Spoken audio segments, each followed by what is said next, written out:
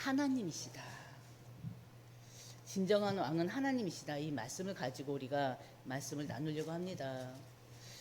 이번 주 우리가 강단 말씀이 우리가 기도에도 합심으로 기도도 했던 것처럼 진정한 행복은 믿음에서 온다 그랬어요. 그럼 오늘 말씀과 연결시켜 보면요, 진정한 행복은 어디서 오냐면 바로 하나님이 진정한 왕이심을 믿을 때 온다고도 볼 수가 있습니다. 왜요? 하나님은 누구십니까? 이 세상 우주 만물을 창조하신 분이세요. 우리 인간을 하나님의 형상대로 창조하셨어요. 지정의를 주셨습니다. 하나님을 알 수 있는 지혜를 주셨고요. 그리고 또 이성과 감정과 감성을 주셨고요. 분별할 수 있는 능력, 판단할 수 있는 능력도 주셨습니다. 그 하나님이 항상 우리와 함께 계세요. 임마누엘로. 그 하나님께서는요, 우리의 머리털이 몇 개까지인지 다 셀 수 있다고 합니다. 그만큼 우리에 대해서 모르는 게 없으신 분이세요. 그분이 바로 이 나라, 이 민족, 전 세계, 열방, 우주 만물을 다스리시는 바로 만왕의 왕이십니다. 그리고 만유의 구주, 만주의 주이십니다. 그 하나님을 우리가 믿을 때 바로 우리 안에 하나님이 함께 하시는 그 영적인 비밀을 우리가 또 누릴 수가 있게 됩니다. 그래서 우리가 이번 주 강단 말씀과 함께 진정한 행복은 믿음에서 온다고 했는데, 그 믿음이 다른 믿음이 아니라 바로 하나님이 하나님 되심을, 하나님이 참 왕 되심을 믿는 여러분들 되시기를 주의 이름으로 축원드립니다.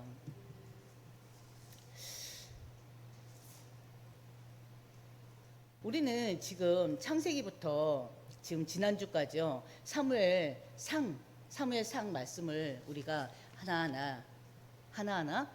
하나하나라기보다는 전체적으로 이렇게 간략하게 살펴보고 있습니다. 최소한 창세기는 어떤 내용이 있는지, 출애굽기에는 하나님께서 뭘 말해주고 있는지, 레위기에서는, 민수기에서는, 신명기에서는 우리가 그래도 기본적으로 아는 것도 있었고, 또 각 성경마다 각 권마다 모르는 부분들도 많았는데, 한 권 한 권 살펴보면서 여러분들이 또 읽었던 말씀이 기억나기도 했었을 거고, 또 새롭게 또 알아지는 부분들도 있었을 거고, 그러면서 이제 그래도 출애굽기에서는 뭘 얘기하는지, 민수기에서는 뭘 얘기하는지 그래도 대충 하나하나 지금 감을 잡고 있는 걸로 알고 있습니다. 이런 상태에서 늘 말씀드리지만 다시 성경을 볼 때는 좀 더 알게 되는 단어가 나오고 좀 더 이야기가 나오면서 더 읽혀지는 부분들이 있을 거예요. 그래서 지금 수요 예배를 통해서 각 성경 권마다 우리가 살펴보고 있는 것입니다. 여러분이 너무나 잘 아는 것처럼 이스라엘 백성들은요, 400년 동안 애굽에 종살이를 하고 살았습니다.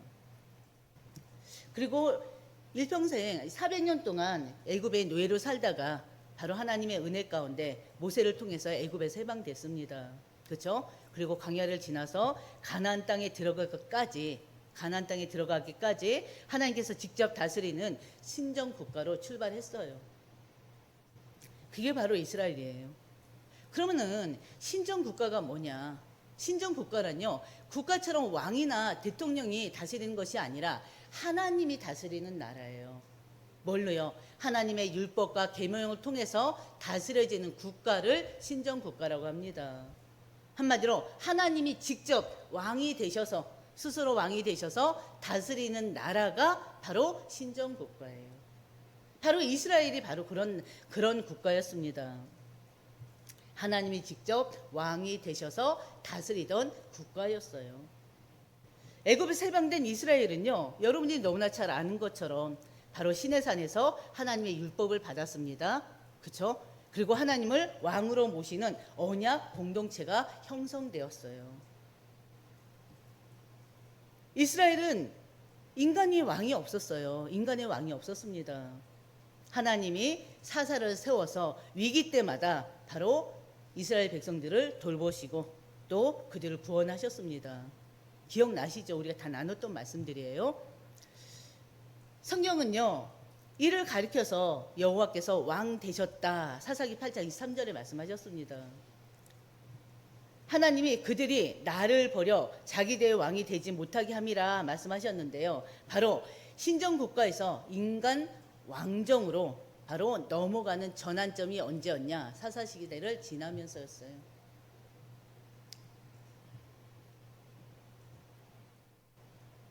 바로 신정국가의 특징은요, 다른 것이 아니라, 넘겨주세요. 하나님의 계명이 곧 헌법이자 법률이었습니다.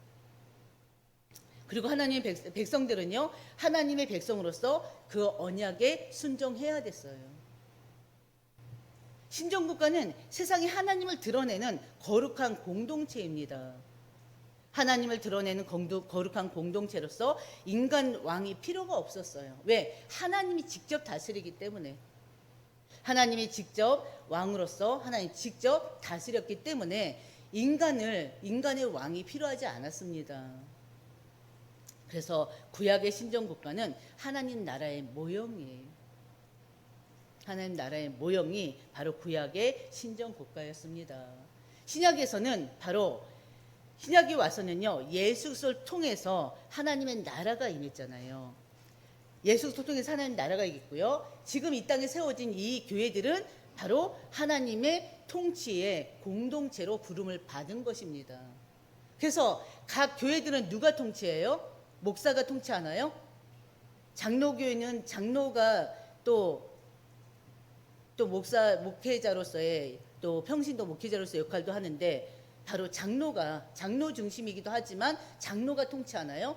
그렇지도 않아요. 바로 모든 교회는 하나님이 통치하십니다.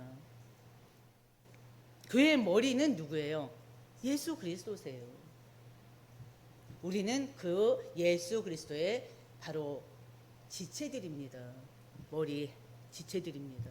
그래서 우리들 한 사람 한 사람이 모여서 이 하나님의 교회를 어떻게 해요? 형성하고 이끌어 가는 것입니다. 우리를 통해서 하나님이 끌고 가시는 거예요. 궁극적으로는요, 요한계시록의 새하늘과 새 땅, 영원한 하나님 나라에서 완성이 되는 것입니다.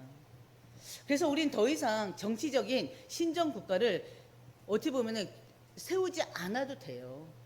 그리스도 안에서는. 그러나 교회는 세상 속에서 하나님 통치를 증거하는 공동체, 작은 신정 공동체라는 것을 잊지 마시길 바랍니다. 성도 개개인들은요, 삶 속에서 하나님이 왕이 되셔야 돼요. 하나님이 주인 되셔야 됩니다. 그러면서 하나님을 왕으로 모시고 그 하나님을 증거하는 그런 우리 한사랑교회의 공동체가 돼야 됩니다. 그게 하나님이 원하시는 거예요. 그래서 우리 이 시간을 통해서 창세기부터 사무엘상까지 말씀을 나누었는데 바로 이제 그 안에서 다시 한번 하나하나 말씀을 나누려고 해요. 첫 번째는요, 말씀을 통해서 우리는 이스라엘이 가나안을 정복한 걸 보았습니다. 그래서 첫 번째, 가나안 정복기예요. 바로 출애굽부터 여호수아까지 하나님은요, 모세를 통해서 이스라엘 민족을 애굽에서 해방하셨습니다. 그렇죠? 너무나 잘 아시는 거죠. 그리고 광야 40년을 불기둥, 구린구둥으로 직접 하나님이 인도하셨어요. 그 하나님이 왕이셨고 또 목자의 역할도 하셨던 것입니다. 그래서 이스라엘 백성들은요, 하나님의 인도 가운데 40년 광야 길을 갔던 거예요. 모세는요, 하나님이 이스라엘 지도자를 세웠잖아요. 그 모세는 출애굽부터 광야 40년 동안 이스라엘 민족들을 인도했습니다. 그러나 약속의 땅 가나안에는 직접 들어가지 못했어요. 이스라엘 문정 후에 누가 세웠습니까? 모세 이후에 누가 세워졌죠? 여호수아가 세워졌죠. 모세 이후에 여호수아가 세워졌습니다. 이스라엘 지도자로 세워졌습니다. 그래서 여호수아의 지도 아래 요단을 건넜고요. 그리고 또 가나안 땅의 첫 관문 여리고 성이 무너지는 체험도 했던 것입니다. 여리고 성은요, 인간의 힘으로 무너뜨린 성이 아닙니다. 하나님의 능력으로 하나님께서 무너뜨린 현장이에요. 가나안 정복 후에 하나님은요, 또 각 지파들에게 가나안 땅을 기업으로 나눠 주셨습니다. 가나안 지파는 총 몇 지파예요? 12지파예요. 총 12지파. 12지파에게 바로 땅이 분배가 됐었습니다. 하나님께서 각 지파들에게 가나안 땅을 기업으로 주셨죠. 그리고 여호수아가 죽고 나서는요, 이스라엘에는 강력한 지도자가 없었습니다. 그래서 이스라엘은요, 어떻게 됐습니까? 이스라엘 민족들은 하나님을 왕으로 모시지 않고요, 자기 소견에 옳은 대로 행했습니다. 그래서 그 시기를 영적인 암흑기라 그랬잖아요. 하나님은 바로 이스라엘 백성들이 죄를 지면요, 그 죄에 대해서 또 벌을 하셨고요, 징계를 하셨고요. 또 그 징계 속에서 이스라엘 백성들은요, 너무나 고통스러운 나머지 하나님을 부르며 또 회개도 했었고요. 그럼 하나님 그 회개를 또 들으시고 또 그들을 용서하시고 또 그들을 또 구원하셨습니다. 바로 그때 그 시대가 바로 사사시대예요. 사사시대는 계속 죄와 징계와 회개와 구원, 계속 악순환 속에서 계속 반복됐었잖아요. 그래서 하나님께서는 그들 그 속에서 사사들을 세워서 또 그들을 구원하셨고 또 그들의 언약들을 계속 이루어 나가셨습니다. 그게 하나님 방법이에요. 왜? 왕이시잖아요. 이스라엘 민족의 왕이시잖아요. 이때 마지막 사사가 세워졌습니다. 그 마지막 사사가 누굽니까? 사무엘이죠. 사무엘은 누구예요? 한나의 눈물의 기도를 태어난 자예요. 그리고 하나는요, 하나님께서 내게 아들을 주시면 그 아들을 하나님께 드리겠다고 약속하셨어요. 뭘로요? 나실인으로 드리겠다고 약속하셨습니다. 약속한 대로 사무엘은 태어났고요. 젖을 떼자마자 엘리 제사장한테 맡겼죠. 그 사무엘은요, 마지막 사사일 뿐만이 아니라 선지자였고요, 또 제사장이었습니다. 바로 사사로서, 선지자로서, 제사장으로서 바로 하나님 말씀으로 이스라엘을 다시 세우고자 했습니다. 그럼에도 불구하고 이스라엘 백성들은 어떻게 했습니까? 이스라엘 백성들은요, 사무엘에게 왕을 세워달라고 요구했어요. 우리에게도 왕을 달라. 다른 나라들처럼 우리도 왕을 달라. 이 요구는요, 단순히 바로 정치적인 체제에 대한 문제가 아니라, 제가 지난주 계속 말씀드렸는데요, 하나님의 왕대심과 하나님께서 분명히 그들을 언약 백성으로 삼으셨잖아요. 그런 언약적 정체성을 거부하는 행위였던 것입니다. 백성들이 왕을 요구하는 그 자체가, 왕 요구가 곧 하나님을 버린 것임을 밝히셨어요. 누가요? 하나님이 직접. 사무엘상 8장 7절에 하나님은요, 이스라엘 첫 왕으로 사울을 세우셨습니다. 그렇죠? 이스라엘 초대 왕 사울 왕이잖아요. 사울의 외모나 사울의 조건은요, 이스라엘 백성들에게도 굉장히 흠모할 만한 것이었습니다. 근데 중요한 것은요, 외적으로는 왕으로서 부족함이 없었는데 바로 그 사울 왕이 세워지자마자 처음에 순종하는 듯 했으나 결국에는 하나님 말씀에 불순종했어요. 결국에는 하나님 앞에 버림을 받았어요. 뭘로요? 불순종으로 인해서. 그래서 전쟁터에서 적군이 쏜 그 화살에 맞고 결국에는 스스로 자결해서 자살해서 죽었죠. 그리고 또 아들도 죽고. 바로 그런 개인의 그런 비참한 죽음뿐만이 아니라 가문의 비참한 그런 또 일이 있었습니다. 우리는 이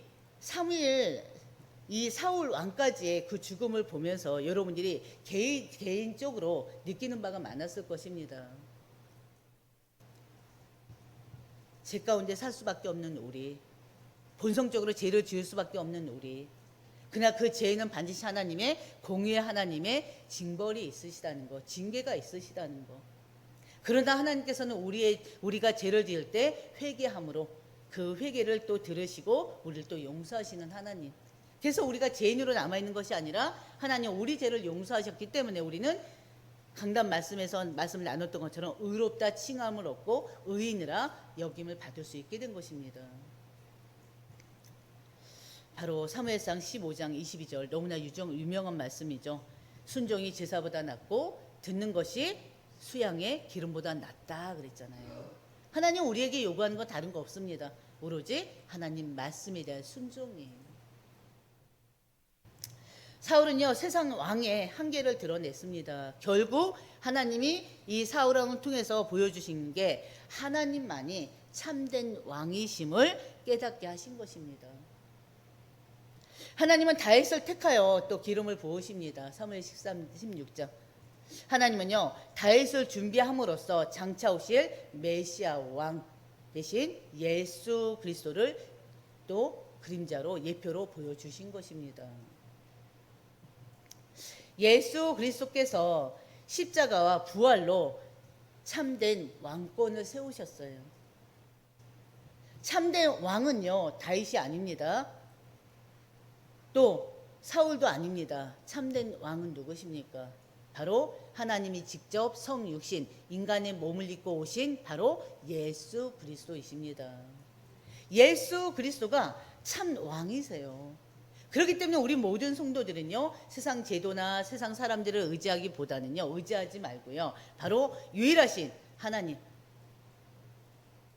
이 교회 통치자 하나님, 우리 인생의 주인 되신 그 하나님 예수 그리스도를 믿고 나가야 돼요.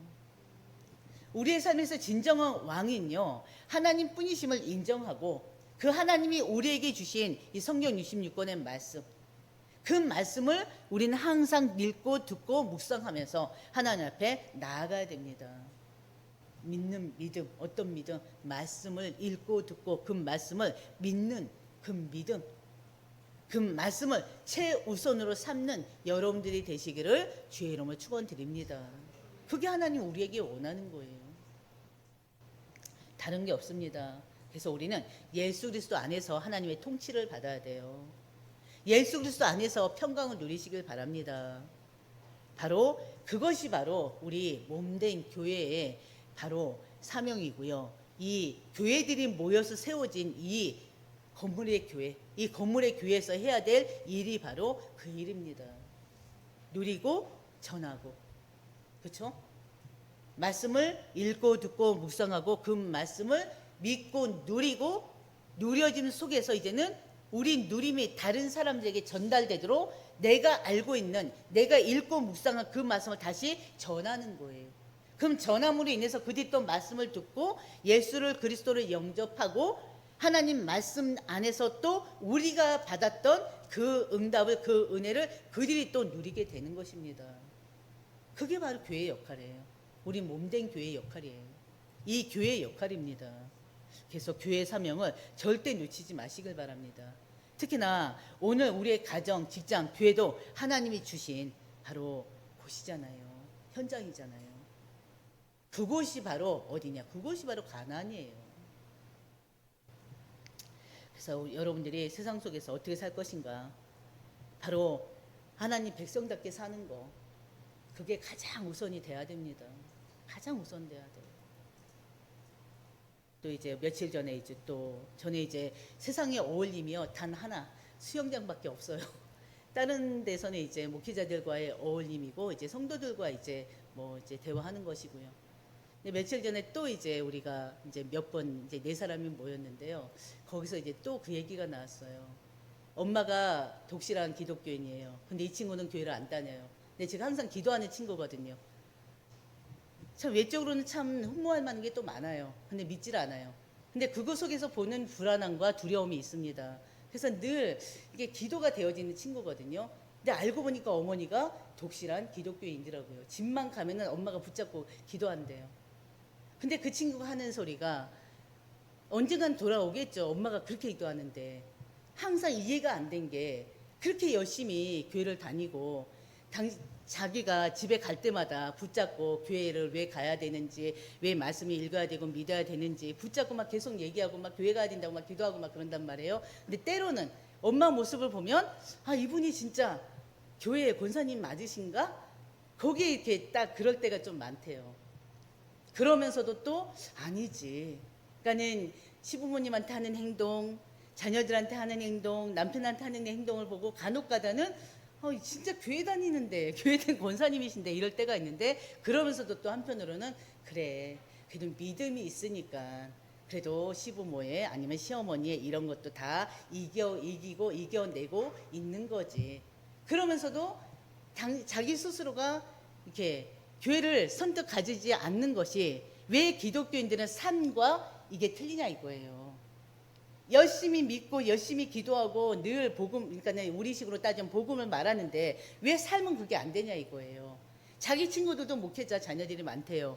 근데 목회자 자녀들 중에 누구 한 사람 이렇게 지켜 세울 만한 사람이 없다는 거예요.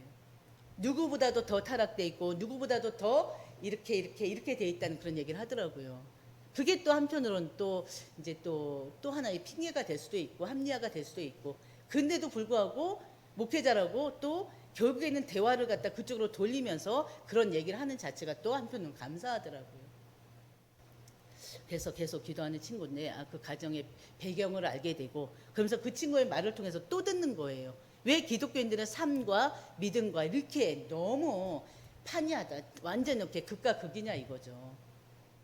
그래서 결국에는 사람 바라보는 것이 아니라 우리가 진짜 믿음에 서게 되면 사람을 바라보지 않는다, 하나님만 바라보게 된다는 얘기는 하긴 했는데요. 바로 우리가 몸된 성전으로서 이 성전이 어떤 역할을 해야 되고, 세상으로부터 아니면 내 주변의 지인들로부터 이 몸된 성전이 어떻게 비춰지는지 너무나 중요합니다. 우리가 억지로 기도하는 모습 보일 수 있어요. 말로서는 막 복음 얘기할 수 있어요. 그러나 중요한 것은 외적으로 진짜 문제 있을 때 다 보여져요. 내 영적 상태가, 내 믿음의 상태가. 환경에 따라서 또 순간순간에 그런 문제 속에서, 위기 속에서 나의 가지고 있는 원래의 내 믿음 상태, 내 믿음이 어느 정도인지 다 보여집니다. 그래서 우리가 이게 억지가 아니라 외적으로 이렇게 만들어진 그런 것이 아니라 이 속에서부터, 내면에서 깊이서부터 이게 빠져나온 것들이, 나와 이렇게 말하고 행하고 그런 모든 것들이 내가 만드는 게 아니고 속에서부터 나와지는 그런 믿음의 고백이기를 주의 이름으로 축원드립니다. 그래서 진짜 전도 선교가 우리 삶 속에서 자동으로 되어질 수 있도록, 그래서 세상 사람들이 정말 기독교인들을 흠모할 수 있는 그런 우리가 됐으면 좋겠습니다. 두 번째요. 하나님께서 아브라함에게 언약하셨던 가나안 땅은 어떤 땅일까요? 가나안은요, 하나님께서 아브라함과 그의 후손 이삭과 야곱에게 주시겠다고 약속하신 땅입니다. 약속의 땅, 언약의 땅이라고 그래요. 하나님은 단순히 땅으로 주신 것이 아니라 언약 백성으로서 하나님만 섬기며 살도록 주신 거룩한 땅이 가나안 땅입니다. 고대 가나안은요, 하나의 국가가 아닙니다. 이 사무엘 당시 이때 가나안은요, 하나의 국가가 아니고 여러 도시들과의 연합체예요. 여러 도시들과의 연합체가 바로 가나안입니다. 이스라엘이 정복한 가나안 땅은요, 오늘날 어디를 얘기할까요? 가나안 땅은 어디를 얘기할까요? 이스라엘이에요, 이스라엘. 제가 한편으로 그런 생각을 해봤어요. 지난번에 이제 저희 장로님한테도 얘기했는데, 갑자기 가만히 이렇게 생각하는데, 우리 성도들이 계속 가나안 정복 했는데 그 가나안 땅을 어느 땅으로 알고 있을까? 갑자기 그 생각이 들더라고요. 가나안 땅이 하나님이 주신 땅이잖아요. 그 땅은 바로 이스라엘, 우리가 말하는 그 이스라엘 땅이 가나안 땅입니다. 그거를 과연 알까, 그런 생각이 들었어요. 그래서 한 번도 얘기하지 않았네. 모두가 알 것이라고 생각하고 한 번도 얘기하지 않았네. 그 가나안 땅이 어디라고요? 이스라엘 땅입니다. 이스라엘 땅. 예수님이 오신 그 땅, 바로 이스라엘 땅, 그 바로 가나안 땅입니다. 바로 오늘날로 따지면요, 이스라엘 전역, 현재 이스라엘 전역, 그 땅이 바로 가나안 땅이에요. 그리고 또 팔레스타인 지역, 가자지구 있잖아요. 서안지구 있잖아요. 그리고 레바논 남부, 요르단 서북부, 시리아 일부가 바로 그 고대의 가나안 땅입니다. 그래서 사실은 그 고대의 그 지도를 준비했는데 여기에 받아지질 않아가지고, 그래서 그 지도 작업하다가 또 늦었는데 결국에는 여기 집어넣지 못했어요. 바로 고대 성경의 가나안은요, 현대 중동의 여러 국가들에 걸친 지역이라고 보시면 돼요.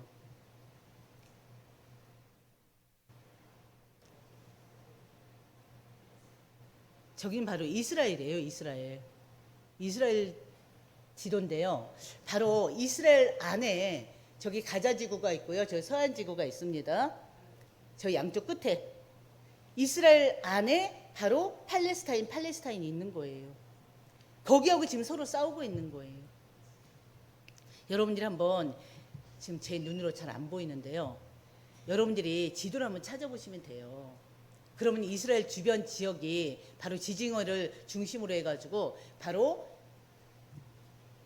이 중심으로 해가지고 저 이스라엘 전체의 사진을 볼 수가 있습니다.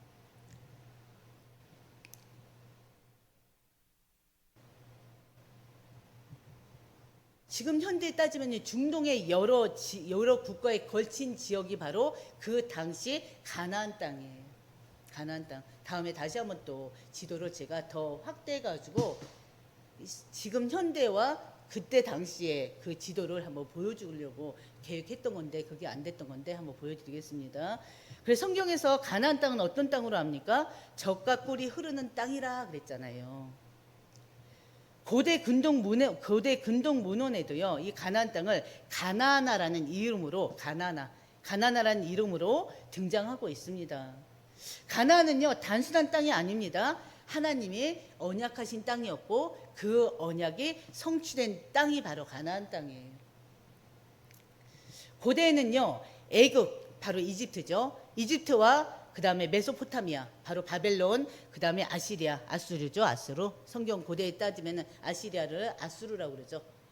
바벨론과 아수르, 바로 메소포타미아, 그 사이에 끼어 있는 곳이었습니다. 바로 전략적으로 아주 중요한 곳이고요. 그리고 가나안 땅은 지형적으로 매우 다양한 모습을 또 보이고 있습니다.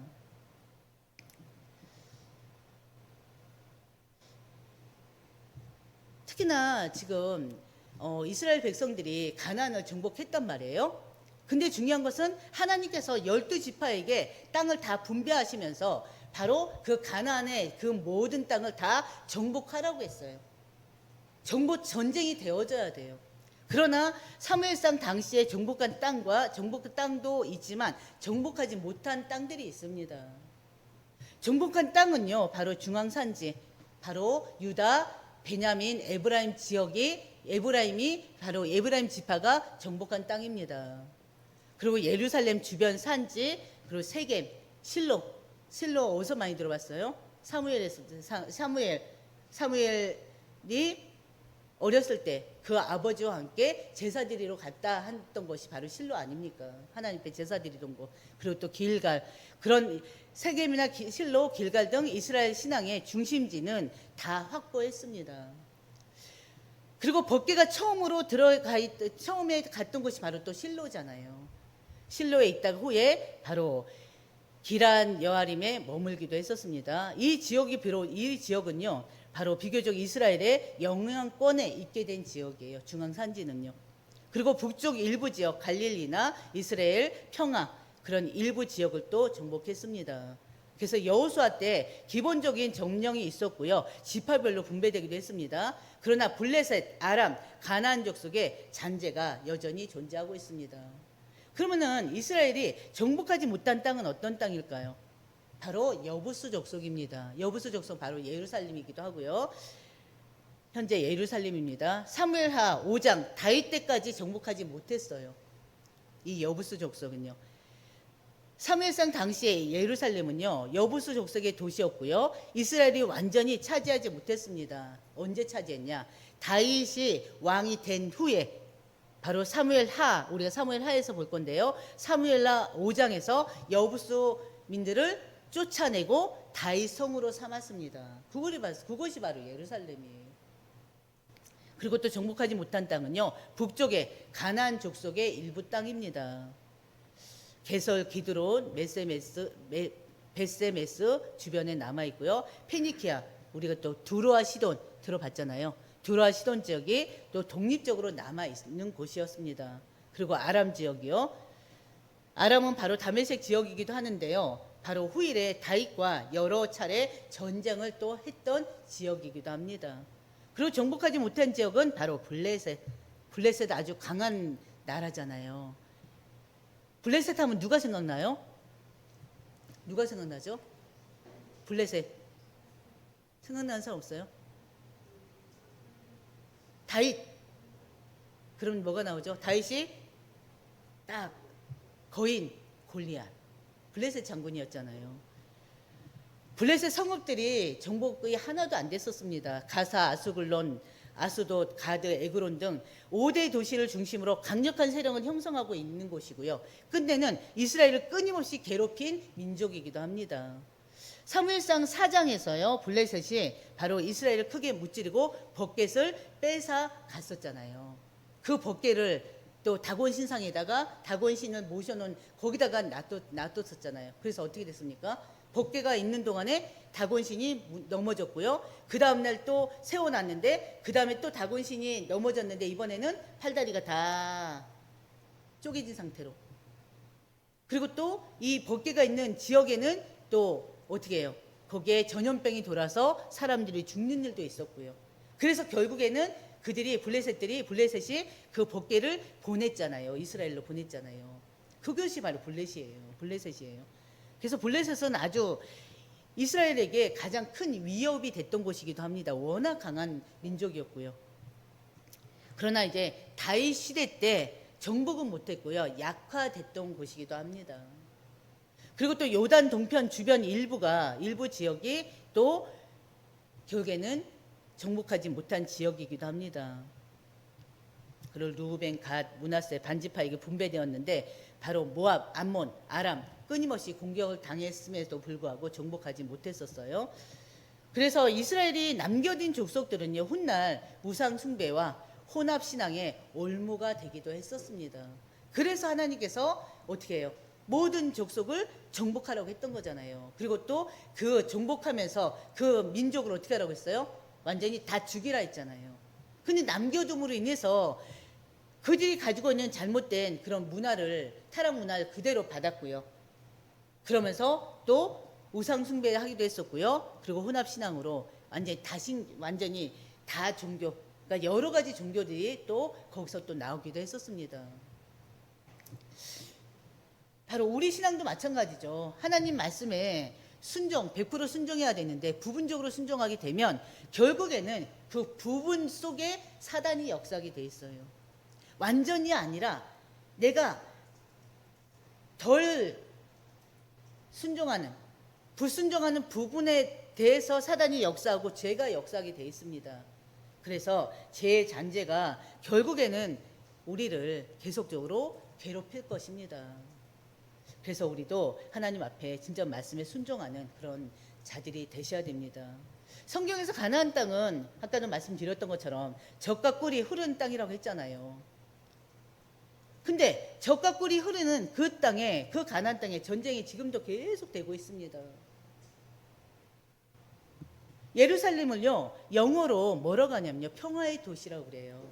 예루살렘의 뜻은 평화의 도시, 평화의 땅이에요. 근데 지금 평화가 이루어지고 있습니까? 완전히 정반대에 지금 평화가 아니라 지금 완전히 전쟁으로 지금 그 사람들이 지금 어린 아이들로부터 성장년에 이르기까지, 노인에 이르기까지 고통스러운 삶을 살고 있습니다. 가나안 땅은요, 하나님께서 아브람과 그 자손에게 주신 땅이잖아요. 근데 중요한 것은 그 땅이 어떻게 됐습니까? 바벨론의 포로가 되고 또 아수르의 포로가 되고 그러면서요, 또 어떻게 됐습니까? 로마 제국의 지배도 받았고요. 그러면서 AD 70년대에는 성전까지 파괴되는 그런 땅이었습니다.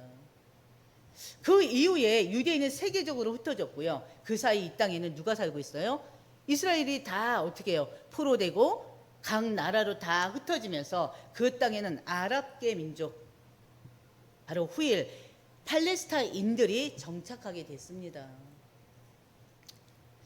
그래서 19세기 말요, 유럽의 그 박해를 통해서 피해서 유대인들이 대거 팔레스타인으로 돌아오면서 아랍인들과의 이제 충돌이 시작된 거예요. 아랍인들과 갈등이 본격화됐습니다. 그래서 2차 세계대전 후에는 국제사회가 유대인 국가 설립을 지지했고요. 이스라엘이 독립을 선포하게 됩니다. 그때가 언제일까요? 1900 몇 년일까요? 48년 이스라엘이 독립합니다. 5월 14일, 5월 13일, 5월 13일인가 14일 독립을 선언해요. 근데 그 땅에는 이미 아랍인들이 살고 있었기 때문에 대규모 난민 사태가 발생할 수밖에 없었어요. 1948년 독립전쟁, 그리고 또 1927년 6.1 전쟁 등을 통해서 이스라엘은 요르단강, 서안, 가자지구, 동예루살렘을 점령했습니다. 그리고 중요한 것은 팔레스타인이 이 땅을요 자신들 국가로 삼길 원했지만요 국제적으로는 어떻게 됐어요? 그들의 편을 들어줬나요? 아니죠. 국가 승인을 충분히 받지 못했습니다. 그래서 예루살렘은 또 어떻습니까? 유대교 성전의 자리로도, 그리고 또 유대교에서, 그리고 또 기독교의 예수님의 십자가 부활로, 이슬람은 어떻게 해요? 이슬람 사원이 또 있는 곳이잖아요. 특별한 곳이긴 해요, 예루살렘이. 그래서 이스라엘은 예루살렘을 영원한 수도라고 주장하는데요. 팔레스타인들도 동 예루살렘을 수도로 요구하고 있습니다. 그래서 유대인들은 하나님이 주신 약속의 땅이라는 그런 신앙적 근거를 지금 강조하고 있는데요. 팔레스타인은 자신들의 뿌리와 권리를 주장하면서 종교적 정체성과 결부해서 저항하고 있습니다. 특히나 지금 이스라엘을 지지하는 곳이 어디예요? 미국과 서방이죠. 그러면서 또 미국과 서방은 주로 이스라엘을 지지하지만 또 아랍이나 이란 등은 팔레스타인들도 지지하고 있습니다. 그래서 이 전쟁이 지금 끝이 없어요. 참 아이러니하죠. 근데 중요한 것은 이 전쟁은 바로 사람이 일으킨 것입니까? 결국엔 하나님이 하시는 것입니다.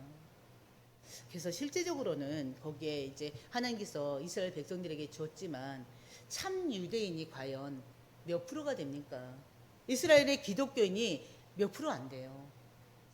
그렇죠? 그렇기 때문에 과연 하나님께서 하나님의 백성, 언약의 백성들에게 준 그 땅, 과연 그 땅이 과연 누구의 땅이냐? 우리는 한번 캐션마크 한번 생각해 봐야 돼요. 그리고 신약에서는요, 그 가나안을 굳이 땅으로만 얘기하지 않습니다. 하나님의 나라, 하나님의 왕국을 얘기하기도 합니다. 그렇기 때문에 우리 믿는 자들은 그 전쟁을 한편으로는 영적으로 또 바라보는 그런 시각도 좀 필요하다 싶습니다. 네, 오늘 말씀 마치겠는데요. 여러분들이 이제 다음 주부터는 사무엘하 이제 말씀 시작할 겁니다. 사무엘하 말씀 시작하면서 또 놓치고 있는 그런 부분들이 있다면 또 중간중간 말씀을 드릴 거고요. 가장 기본적인 거, 뭐 가나안 땅이 이스라엘 땅이란 거 알고 있겠지만 이런 식으로 가장 기본적인 것들 또 항상 말씀 속에 또 여러분들 이해할 수 있도록 이렇게 노력하겠습니다. 바로 시라고요. 하나님이십니다. 오직 예수 그리스도이십니다. 그래서 여러분들은 다른 것이 아니라 하나님 안에서, 말씀 안에서 예수 그리스도와 함께하는 인생으로 성공하는 그런 영적인 삶이 되시기를 주의 이름으로 축원드립니다. 우리 찬송가 500